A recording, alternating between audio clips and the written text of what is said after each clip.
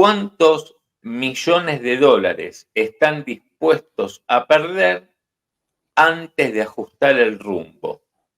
No tenemos ninguna duda de que lo harán, de que ajusten el rumbo, estamos hablando del rumbo cambiario, Sí. pero si esperan demasiado, es posible que lo hagan desde una posición de debilidad y con precios de bonos más bajos. Este se está convirtiendo en nuestro escenario base, en que, bueno, se demore la toma de decisiones, se pierdan reservas y entonces los bonos van a caer.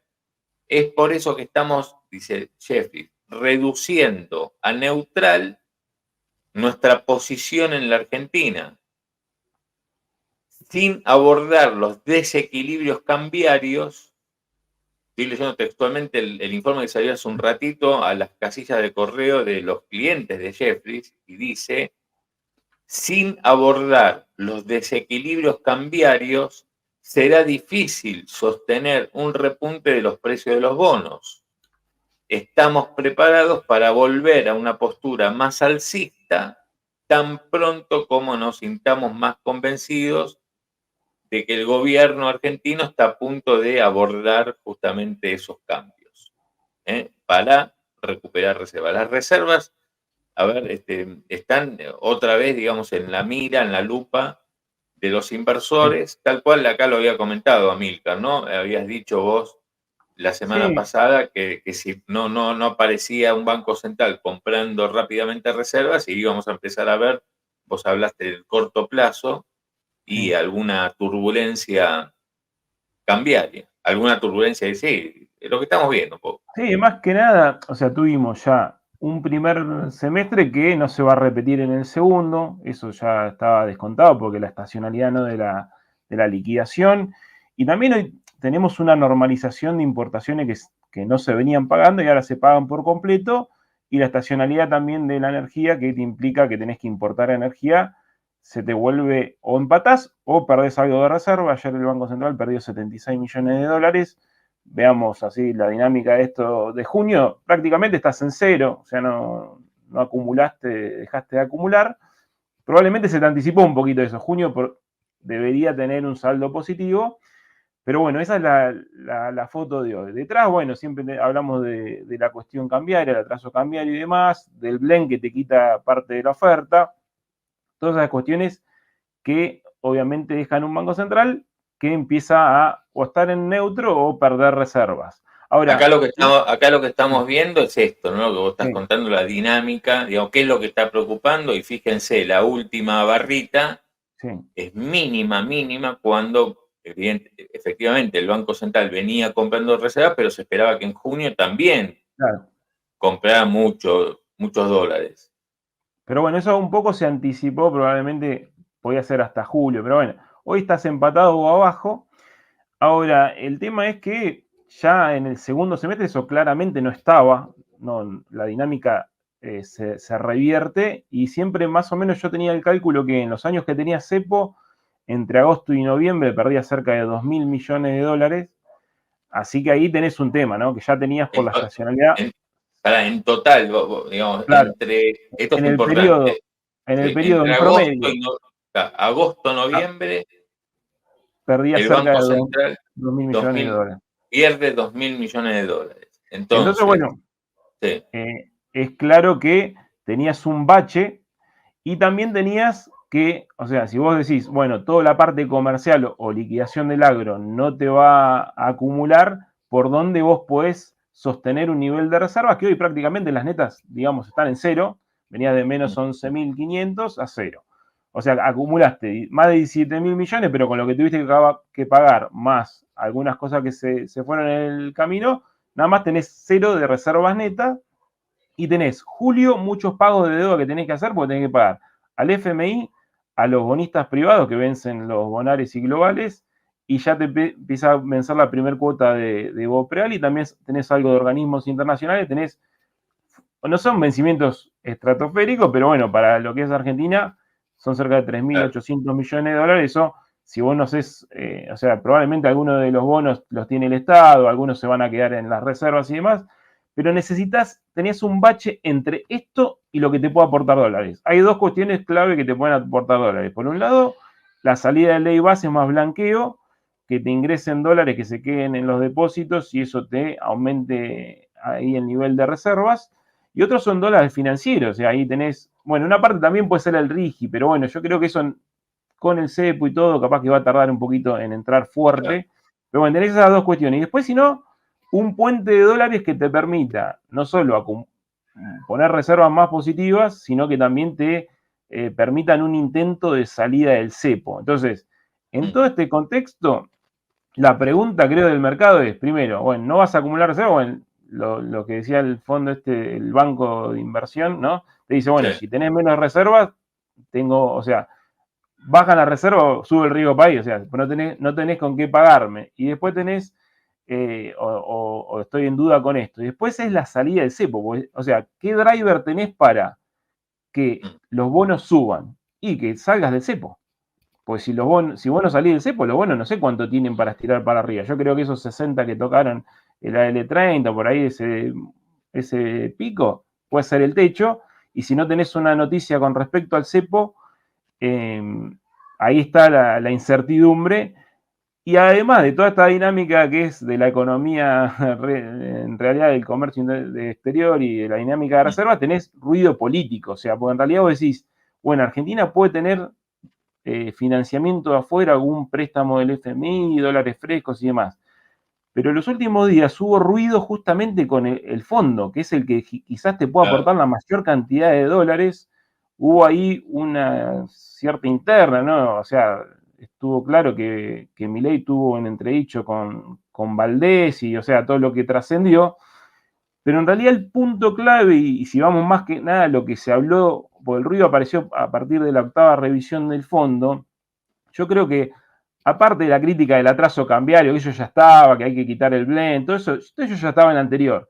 Lo que le incorpora, creo, el fondo le dice, si yo te voy a dar plata nueva, o si hacemos un nuevo acuerdo, el régimen al que tenés que ir no es el que quiere Milei. Entonces eso choca con Milei. El régimen cambiario, o sea, este 2%, decís, del clone impact. Sí, no, digo el régimen integral. O sea, Milei te habla de dolarización endógena, competencia de monedas, pero es dolarización endógena. O sea, que la cantidad de pesos que emitió el Banco Central no se emite más.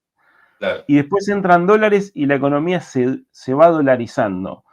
Y ahí el fondo le dijo, no, yo si te doy dólares, que quiero algo más tradicional. Mencionó el caso de peruano y de Uruguay, convivencia de monedas, pero en esos casos, o sea, no matás la moneda local, en realidad al revés, se fortalece la moneda local, conviven, pero se pactan las operaciones en las dos monedas, pero en realidad estabilizás la moneda local y después tenés más crédito en la moneda local, eso y sobrevive, el sol peruano sobrevivió, el peso uruguayo sobrevivió, y eso es lo que no quiere Milei. Entonces dice, bueno, si el mayor aportante a ese esquema va a ser el fondo y el fondo no quiere hacer eso, entra en cortocircuito lo que quiere el fondo con lo que quiere Milei.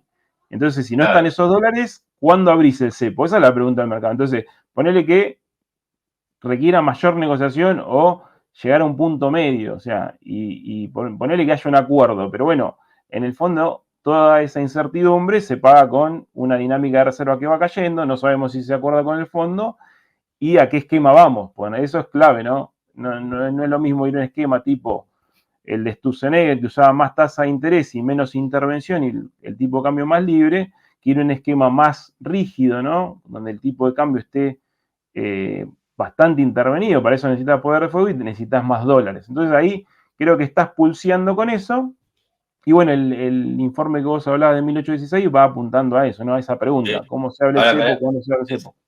Antes de ir ahí, vos tenés por un lado esto que estamos viendo en el gráfico, que es un banco central que, bueno, si nos fijamos qué ocurrió desde finales de mayo para acá, o desde mediados de mayo para acá, es un banco central que, bueno, dejó de comprar dólares de manera abundante y fue algo que se hizo muy concreto este mes, donde hasta el día de ayer las compras netas fueron de apenas 39 millones de dólares y en realidad, digamos, de las últimas jornadas, la mayoría de los días estuviste vendiendo dólares. Ayer 76 millones de dólares de ventas, mucho, digamos, para un país mediano como la Argentina no debería ser nada, pero en términos de lo que es una crisis, y sí, porque justamente está todo el mundo viendo que vos todavía, cuando deberías estar adquiriendo fuertes reservas, y bueno, dado el incipiente atraso cambiario, las dudas que hay hacia adelante, las dudas que el propio FMI te plantea en su informe, y retrae la oferta de divisas. Entonces, bueno, eso es lo que está pasando, lo que está viendo el mercado. Te pregunto, en algún momento salió que, digamos, yo vi datos de distintos economistas que decían, bueno, el campo no es que está ofreciendo menos, es el resto de los exportadores de los sectores que están ofreciendo menos dólares, liquidando menos dólares. Esto es Sí, así, sí. En amiga. eso coincido, sí, todos apuntamos, ¿no? Se apuntaba al agro y demás. Si vos mirás los números, pese a que obviamente la cosecha actual es mayor que la del año pasado, pero si mirás un promedio, estás un poquito por debajo o estás empatado con eso. El tema es que es el resto de los sectores, no aporta como Claro. aportaba en la primera parte del año, pero eso ¿El resto que son las y mineras, las petroleras? energía es clave, o sea, vos tenés Claro. 3 meses del año, y de hecho el invierno se adelantó un poquito, y bueno, tuvimos el tema eso de los buques de gas, ¿no? También, que tuviste que adelantar un poco esos pagos, y prácticamente, bueno, en junio eso se te va, probablemente cuando termine el invierno vas a tener un flujo ahí que antes no tenías, porque todo esto de lo que aporta vaca muerta y demás, eso es bastante nuevo. Pero bueno, tenés una cierta estacionalidad, que tenés 3 meses más complicados, que es el invierno, 3, 4 meses. Después de septiembre, capaz que podés tener algún aporte importante. Y bueno, ese bache se puede suplir o compensar con lo que es el blanqueo, pero también venías demorado en el tema de ley base, por Claro. eso creo que había una urgencia del gobierno. Vos sacas, ponerle, por ejemplo, la ley ahora, pero hasta que se implementa y puedan entrar esos dólares, también tenés un bache. Por eso yo decía, vienen 3, 4 semanas que julio vas a estar Claro, muy eso es tironeado, y si sale bien el blanqueo, capaz que después, bueno, el mercado ve y dice, bueno, che, el blanqueo están entrando depósitos, hay buen ingreso de dólares, también eso te acerca a la posibilidad de abrir el cepo, y bueno, puedes comprimir. Pero creo que julio va a ser un mes que va a seguir la tensión un poco hasta que pueda llegar a ingresar eso. Hay que ver cuánto ingresa y cómo tenés eso cómo te impacta en las reservas. Pero acá, no hay que. camarada, acá Leo, me parece que da en el clavo con la pregunta, dice, ¿hay algún plan para acumular reservas? Vos estás haciendo mención a nada, al tema blanqueo, que bueno, es como presumir que puede salir bien, pero no sabemos si va a salir bien. Pero ¿hay algún plan que más allá de lo estrictamente coyuntural, que el gobierno está pensando, bueno, miren el blanqueo, porque después hay que ver si el blanqueo te trae dólares, porque en el blanqueo de Macri, está bien, te blanqueó pesos, te blanqueó activos que pagan impuestos, pero son pesos. Sí, El sí. tema es si van a entrar dólares, qué sé yo, en un Sí. momento donde justamente se está moviendo todo. No, en realidad tenés eso, o sea, la estacionalidad en este caso, o sea, plan no tenés, o sea, tenés los Claro, no hay sectores plan. que generan divisas, o sea, tienen este tema, este bache. Obviamente que si vos llegás y te aporta aquello a partir de septiembre algo de la energía, diciembre ya entra a jugar el trigo, bueno, los precios hoy no están internacionales, están cayendo, ¿no? Pero no están buenos los precios internacionales, pero bueno, ahí tenés un aporte. Ya en diciembre tenés algo, que entra algo de trigo y tenés algo de dólares genuinos que vuelven a ingresar, hasta que después tenés que esperar a la cosecha de 2025 más fuerte, bueno, Claro. en marzo, abril, en realidad de 2025 puede entrar algo de dólares genuinos, porque si no el gobierno entraría en la lógica del anterior esquema, ¿no? Es cómo haces para acumular reservas, pisando importaciones, o sea, eso creo que de fondo el gobierno no quiere hacer eso, porque No, si no no, claro.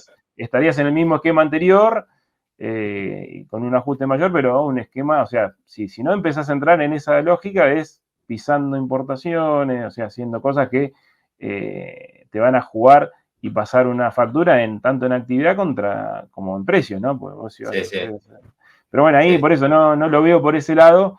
sino que vas a tener ese bache y probablemente después cuando revierta energía y tengas a fin de año ya trigo, puedas tener algo más de dólares. Obviamente que la economía sí crece y necesita más importaciones también, así que todo ese proceso de normalización también es importante. Pero de fondo, si vos vas a una economía normalizada y liberás el cepo sin tanto sobresalto, tendrías que tener un ingreso de dólares financieros importante, porque venís también, nosotros lo marcamos, ¿no? Los bonos están en un nivel que ya siguen siendo atractivos y vas a un esquema que vos tenés superávit fiscal, acomodás las cuentas y tenés una liberación del cepo y un acuerdo con el FMI podría ser que entren más dólares financieros.